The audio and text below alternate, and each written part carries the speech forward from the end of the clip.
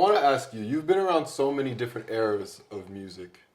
Is there anything that you miss?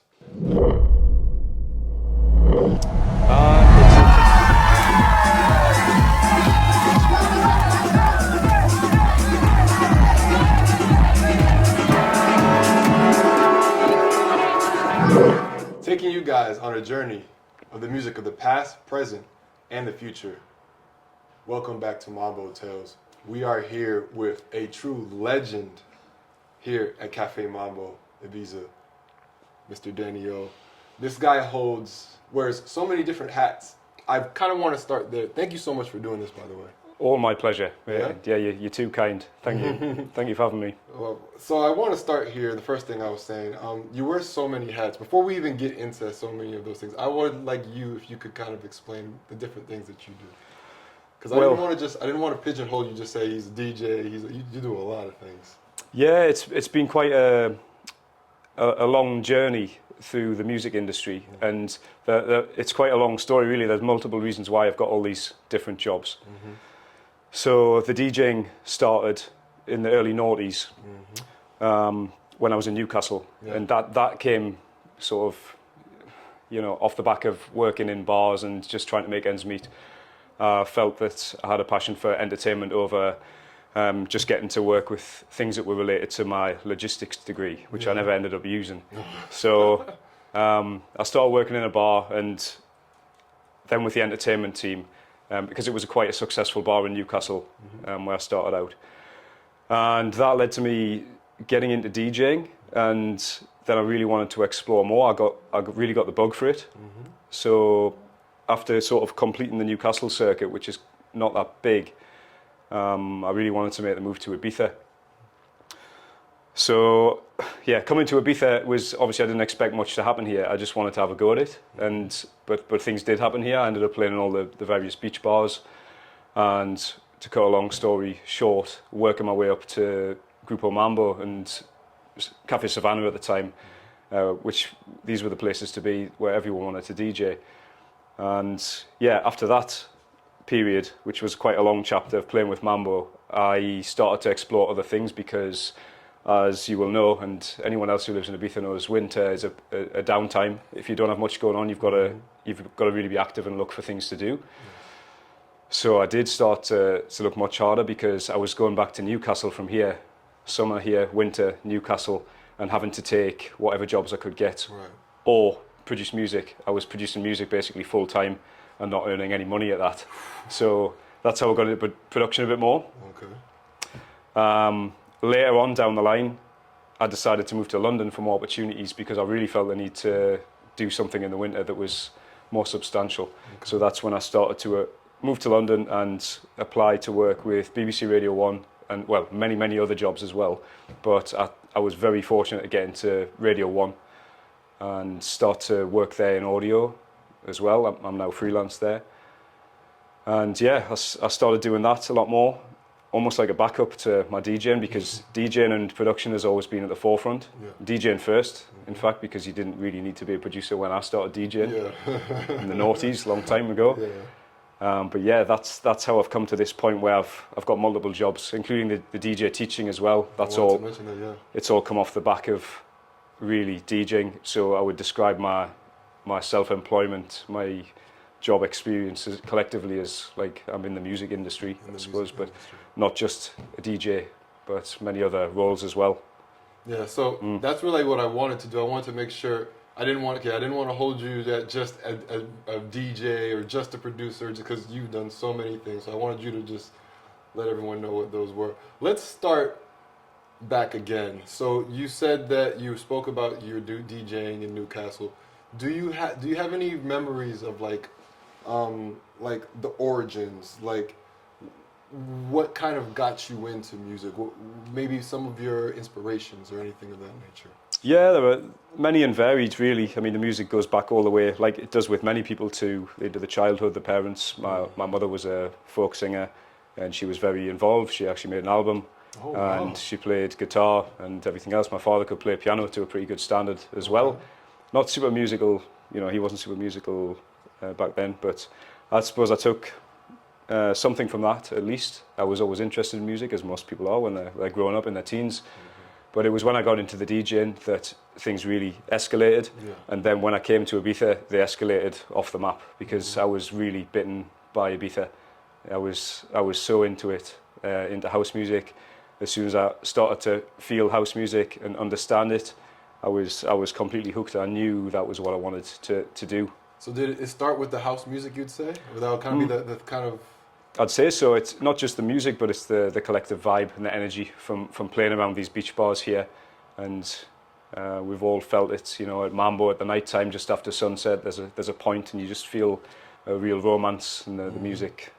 The Ibiza way of DJing and how the DJs are here, the things you hear on the radio, just the general collective vibe above and beyond anything else.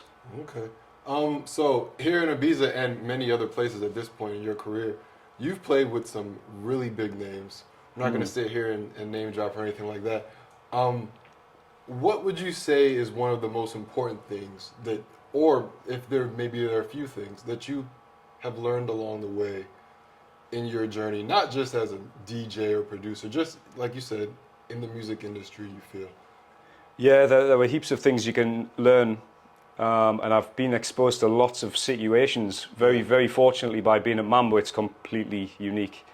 And you know, how can you be standing next to Swedish House Mafia and Roger Sanchez and all these different people and not be affected by that? Right. And island residents like Alfredo in the past. I played with him before, and you feel the magic from these wonderful people that have been and gone, and the residents that were here before me. Like I used to be even starstruck to meet them, like Pete Gooding and Jason and Andy Baxter. It was a pleasure to listen to their sets even before I started to play here. So you're affected by all of these things on your journey from arriving on the island as a total newbie, thinking I'm probably never going to get anywhere here. So I think I would say that the most important thing when you asked that question came to me was self-belief, because self-belief is something that you have to. It's something that comes from within. It's from self. So it's something that I didn't have, and probably most people don't have when they start a new thing. So whenever I made a musical choice, or especially when I started producing, I thought that the default answer was that I was wrong. Really? Whenever I made something. But you have to build up. Like the more I DJ'd, the more I got accepted into residencies. Where the first opportunities I had on the island, they massively increased my own self-belief, because people were saying, "Well, that was a good set. You know, great music. We want you to come and be a resident at whichever place I was at along the way." I played all these beach bars down here, so the self-belief was hard won. So further down the line, when your self-belief has increased, the default answer starts to become, if it sounds good, then it is good, and I'm right more often than not, hopefully, without being too arrogant. You know, it's when you've had enough dance floors respond to what you do, and even my own productions, and I'm like, that's definitely working. They're happy, and people are coming over and they're enjoying the experience, and the collective experience you can feel is good, then your self-belief increases, and that pushes you on to do more, to bigger and better things. That's really interesting that was your answer. Like yesterday I was just watching a clip of a DJ from, I think her name was Jaguar. Yeah, she was mentioning how she had imposter syndrome. Yeah. Like in this way where she's not sure, and then she started creating tracks, and that kind of feeds her that confidence and be like, no, I belong here. I'm able to do this. This is what I do, you know? Yes. So that's very interesting that you say that now. It's really cool to see that from your perspective, someone that's achieved so much already, has got that even you at a time, you know, you weren't sure about, because a lot of the people that we have that watch our channels and follow our content are definitely DJs or DJ hopefuls and things like that. So I really appreciate you sharing something like that. Yeah. Well, Jaguar from BBC Introducing. Oh. Yeah. We actually played together on the stage, the Radio 1 stage when it was here. Oh, there you go. We cross paths from time to time at Radio 1 as well. She's good, and I've followed her videos as well. So self-belief is important. It's it's one thing actually with the teaching I do. A lot of the DJs, they have no self-belief, and I can relate because I'm almost talking to my younger self when I'm teaching most of these, even though some are older, some are younger.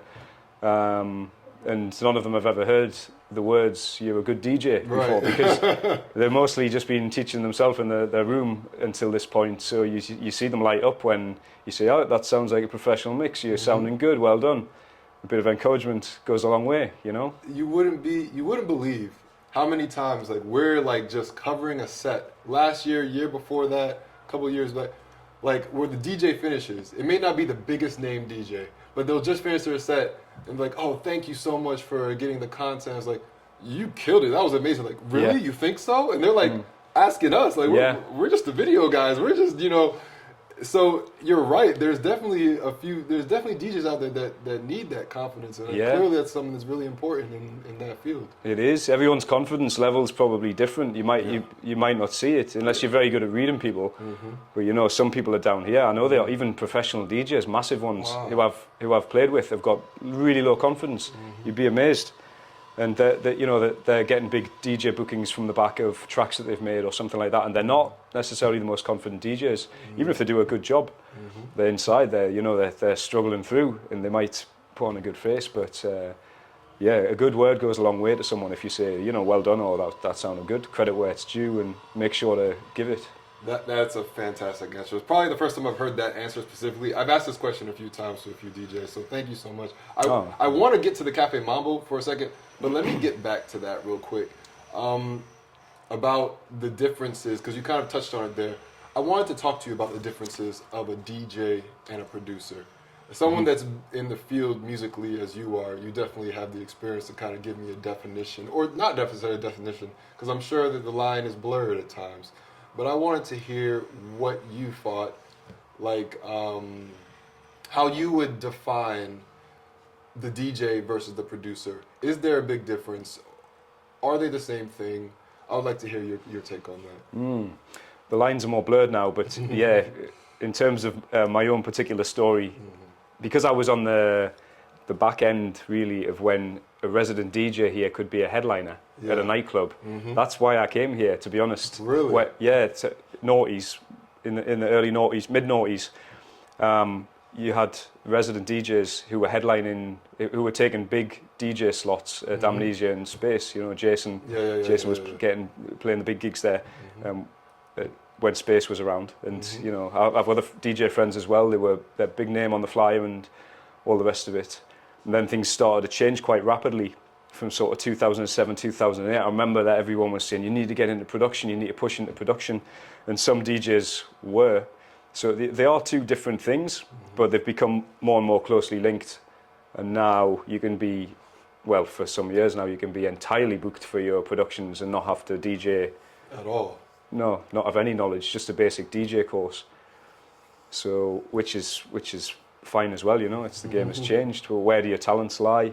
I think you have to try and tick all the boxes, and they can work well together. You can be a really good DJ and a really good producer, and I think people should be striving to do both, because it's gonna, you know, one can help with the other. Because I'd started as a DJ, that's where my passion lay, in terms of music. But to get into production, it helps you to understand the structure of the music. Yes. You're looking into the matrix. You're looking at the waveform. Oh, this is a breakdown. This is how it works. That's what that crash noise. Everyone who's ever stood in a crowd at a festival seems to know when to clap their hands, when to cheer. You know, if you look into the matrix and look into the waveform and understand how to build tracks yourself, it's going to really enhance your game as a DJ as well. And you saw that. You saw the difference from when you began to produce, that your DJing actually was improved. Is that what you're saying? Because you get a natural ability. The more waveforms you look at, the more you really understand the structure of a track as well. So you can instantly see, oh, I'm too soon here, or I'm too late. I need to skip back. I need to make a cue point here, or I need to make a loop here, and it really, really helps. You know. I want to ask you. You've been around so many different eras of music. Is there anything that you miss from a past era? And it's not so much missing. things, I'm very grateful for what has been, because everything's changing. I know that sounds like a, you know. No, that's a wonderful answer. That's fantastic. But yeah, philosophical answer is no, I'm just grateful. There are certain things which I would like to see more of that used to be there, so I suppose I'm contradicting myself a little bit. But the days of, I haven't been around that many eras, I'm not like Ronnie Wood or something from the Rolling Stones, but days of partying at Playa d'Embossa and Space in Bora Bora. I was resident at Bora Bora for 3 or 4 years, I think. And that was a pretty unmistakable vibe that I don't think is here anymore. And I don't think there was much wrong with that to stop it from being here. I think it's just red tape, bureaucracy. That's the reason why that particular vibe has gone, because there used to be better beach vibes. And that there's nothing to rival that anymore. And that was a beautiful thing. And the Space daytime clubbing parties as well. So Bora Bora to Space, that thing was pretty amazing. Volume restrictions as well have always been, you know, something that were undesirable but necessary in points, and they've gone like that over the years. There's been years under different governments when it's been more tightly enforced, years when it's been less tightly enforced. But overall, I'd like to see that sort of thing relax, a little bit more relaxed like it used to be. So yeah, I kind of missed some of the freedoms that were there, but I understand the reasons for control. But the rest of it, yes, everything changes. We're moving forward, there's new stuff happening. Mambo is thriving and doing well. That's great to see, love that. So yeah, I just look back with gratitude, a little melancholy, I suppose, at times, especially when I'm walking around, when I've not been here for a while and walking around, you see all these places that I've been in the past, and there's so many memories attached, so many good memories attached. But you can't go back there, you can't claw it back, the past. So you've just got to be grateful, and there's much to be grateful for. Now, like I said, you wear a lot of hats, but one of them was a resident DJ here at Café Mambo. Could you speak about how many years that was and how that whole process, how did you get into being a Café Mambo resident DJ, and how long was that? Yeah, it's a big chapter of my life, really. It's a beautiful thing, and yeah, I spent many good years here. And it didn't start exactly with Café Mambo. I started at Savannah, and I'd been at various other beach bars on my island journey. And this was like the first year when I started to come up here and explore. And obviously everyone talked about Mambo. It was the place. People who wanted to work here, not just as DJs. It was a goal to work at Mambo at the time, handing out flyers and things. It's another thing you can't do these days. Handing out flyers, work as a cocktailero, work on the terrace. You know, people wanted to work with Mambo, so it was a good place to be.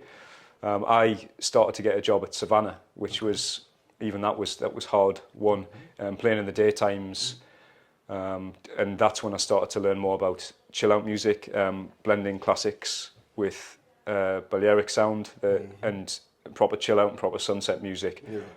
And yeah, by chance or not, Javi and his wife Caroline were in, and she came up to me, and I'd never been introduced to her before, after one of my sets, and she'd been listening, and they were having lunch, and they didn't often have lunch down there. I don't think I've seen them have it there for years after, but just on that day they were sat there, and she came over and said she really liked the music, and I was like, oh, thank you, madame, you know, thank you. Do you want to come and play with us a bit more? And I think I was only having a trial at Savannah or something like that. So I ended up working there as a resident at Savannah, which was huge for me. It was wonderful, because that was a real foot in the door, and it was also a great place to play. So that was my beginning, and then I played at the other Grupo Mambo venues. Once I started to make a bit of an impression, and you know, show that I was reliable and I could play good music, the right music for Grupo Mambo. So I played up at La Torre as well when Javi acquired that. I was first resident there. And Casamaca as well, played there a few times. other places, even La Cava, they had DJs in there sometimes. You've done it all. Yeah. I didn't realize you had played all of them. Yeah, I was. I'm sure they had. Yeah, I did play in La Cava. They had DJs like it was not very often, but yeah, sometimes. And then yeah, Savannah played with some really good DJs in there from time. Apollonia played in Savannah. Joey Negro when he was called Joey Negro. Savannah looked amazing. So I've covered Savannah for 2 of my seasons, and then we weren't open this last year, but it looked really cool. There's like this back part of Savannah that I don't think we used recently. Yeah. Did you guys used to use it back Yeah, I did my own party in there actually for cool. a former record label that I had. Okay. And that was honestly, when I first came to the island, there was some absurd parties in there. Like I think Swedish House Mafia did a party in there, and there was like it held like 200 people or something. That's so crazy. It looks so dope in there. I was You like, well, we wouldn't- need to do something in here. You wouldn't believe the parties that used to be in there. Okay. Dirty South, I think, if you remember Dirty South. There was some big artists did parties in that back room. It was like an overflow room that people used to just put a party on in occasionally, and it went wild. It was people were hanging off the ceiling. There was sweat like pouring down. But yeah, that was the beginning anyway. And then gradually I got to do Mambo daytimes. Yeah. And yeah, the schedule is always changing and evolving at Mambo in the night times. So I got to play the night times because other DJs were playing other gigs. Yeah. Jason, Andy and Pete come to mind as the obvious ones, and Jason's all playing lots of boat parties and what have you. So I got to cover sunsets occasionally, and then nighttime gigs with the big DJs, the bigger names for the pre-parties, and nights when there weren't pre-parties as well, where I could have free reign to play. It was just so exciting. It was absolutely just what I'd always wanted, you know. So cool. What was the span? Like how long did you play? How many years? Oh, okay. So 2007, I believe, if my timeline's correct, I started in Ibiza, and I think that year I went to have a trial at Savannah. But it's a bit of a blur. I can't remember if that's the time when Javi was there and came to offer me a regular position, or it might have been the next year when I started and did a full summer at Savannah, and then started doing night times with Mambo and covering Mambo daytimes as well. So I think 2007, 8, 9, I started to work my way in there, and then from then on, like 2010 to 2014, I was there solidly, like loads and loads. I was living here. I was playing every day, gigs, not just here, but other places on the island. I was doing multiple, like double figures gigs a week, easy, at Mambo all days. And then up to like 2018, 2019. Oh, wow. Yeah, so a long stint. 2007 to 2019, I was really here. This was kind of home, first home, even though I wasn't here all year. Then I started working with Radio 1 2019 because I moved to London. So because of costs and everything else, I needed to find some work in London. I couldn't rent. I did one summer of renting here and London. So that wasn't going to last for long. So yeah, then 2019 I started to move to London. Okay, so the last two things I want to touch on. I want to touch on obviously the radio, and I want to touch on you teaching, your DJ teaching. So I wanted to start with, let's go with the radio first. For those that don't know, you also run Café Mambo radio station, amongst many other things. Could you talk to us a little bit about that, how long that's been going and how things are going?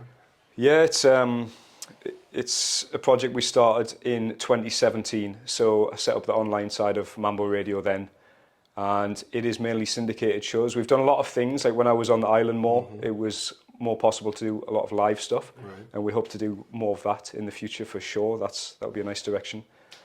And yeah, we're going to try and do more stuff from the booth hopefully in the future. But when it started, I was here all the time, and we did a lot of live to air broadcasts. Now at the moment, it's mainly a lot of artists, syndicated shows. We've got lots of people on there. Roger Sanchez, we've got Chicane, Sister Bliss, Vintage Culture, Purple Disco Machine, Defected and Glitterbox, of course. Mambo Brothers have their show. Wow. I put a regular show out on there as well. We've got lots of artists.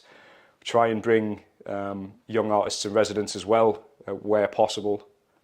But yeah, Mambo Radio is there. Check it out. Star-studded cast there, syndicated cast. It sounds like. Yeah, there are lots of DJs making shows, and they're well worth a listen. So you can listen online. Okay, awesome. We're using that plug later. Yeah. We need that. Yeah. Last thing I want to touch on is your DJ teaching or your DJ classes, courses. This is the first year you've been doing that. Could you speak? What got you into that? What made you decide to go into this field? We talked about it a little bit earlier. There are so many of our viewers are DJs or potential DJ hopefuls, and you're in that field. That's something that's super interesting. I don't think anyone I've spoken to does that, at least not that I know of at this point. So I'd love to hear what you. Yeah, to be honest, I'm not. I think my motivation for getting into teaching was for multiple reasons. I never had a teacher for DJing. You didn't have DJ teachers back then. I taught myself, and that was quite frustrating, I suppose. When I first came to Ibiza and started to play, I was still learning. I would have crowds in front of me, and I was still not up to the mixing standard that some of my students are within a couple of hours working with me or the other tutors there. You're teaching yourself. Because they've got some guidance. So I suppose I started to teach to be central to the community as well. I don't want to lose touch with the younger people coming through. I like to be part of a community, I suppose, to give something back in a small way and help people to do things the right way as well. Like where I'm working is London Sound Academy. It's a really good place, and I really respect the founder Buster, and there's a lot of good tutors there, and I think it's a good community that nourishes people.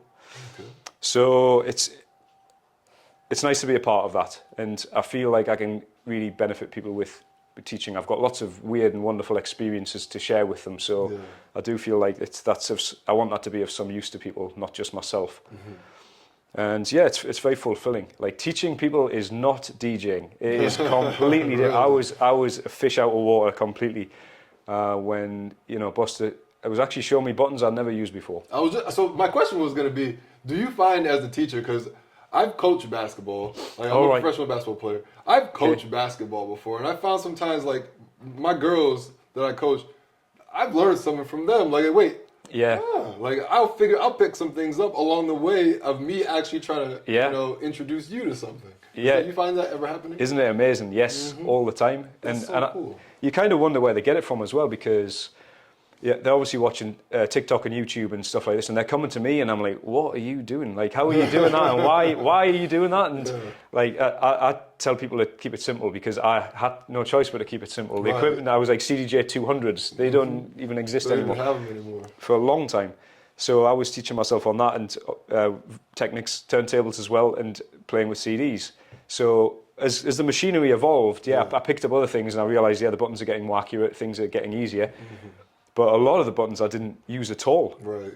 So when I actually had a bit of training to be a teacher, to show people how to teach and what they wanted me to teach people, and I was like, well, I've never even used that. I've never even noticed that button on there. And you get people coming in, they're like, oh yeah, they'd be showing me things like functions of buttons and stuff. I'm like, okay, oh yeah, I knew about that. But yeah, it's fascinating to learn. It's one thing being a good DJ and being able to control the dance floor, but I'm kind of doing that internally. I'm not really speaking much when I'm DJing. I'm doing what I do and occasionally having dialogue.